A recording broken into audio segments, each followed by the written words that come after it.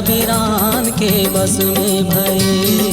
चोला वीरान के बस में भये राम, चिउरा वीरान के बस में भये। आकर बेरे हंसा चिउरा वीरान के बस में भये। काकर बेरे हंसा चिउरा वीरान के बस में भये। आकर बेरे हंसा चोला वीरान के बस में भये। काकर बेरे हंसा चोला वीरान के बस में भये।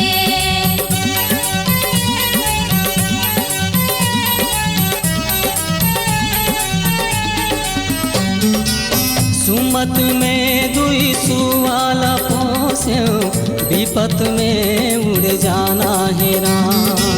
सुमत में दुई सुवाला पोस्यो, विपत में उड़ जाना है राम। धन भाग तोरे जन्म के, धन भाग तोरे जन्म के, मानुष तन ला पाए। काकर बेरे हंसा चिउरा वीरान के बस में भये। काकर बेरे हंसा चोला वीरान के बस में भये।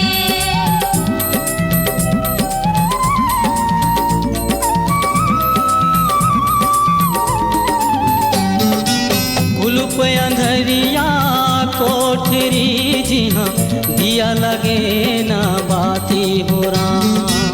कुलप अंधरिया कोठरी जी हाँ, दिया लगे ना बाती हो राम।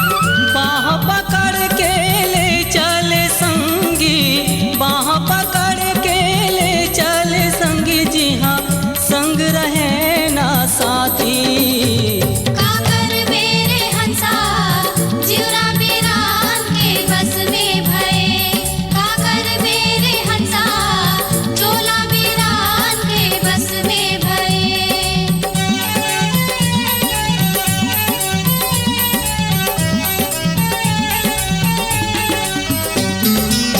हेहरी ले संग मेहरी रोवे, उरी छाले सग भाई। तेहरीले सग मेहरी रोवे, ओरी छाले सग भाई हो राम। चार संत मिले अब घट रोवे, चार संत मिले अब घट रोवे, हंसा अकेला तो जाही। काकर बेरे हंसा चिउरा वीरान के बस में भये। काकर बेरे हंसा चोला वीरान के बस में भये।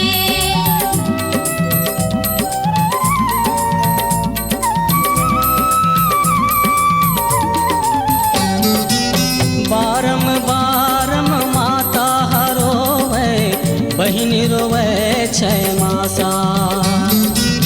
बारम बारम माता रोवे, बहिनी रोवे छह मासा हो राम।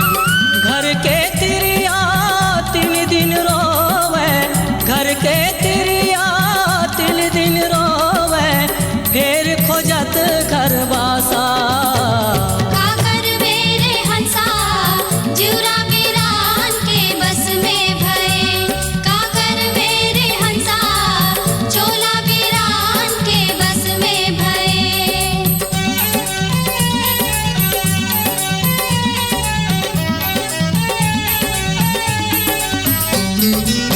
कहे कबीर सुनो भई साधु, यह पद है निर्वाणी जी।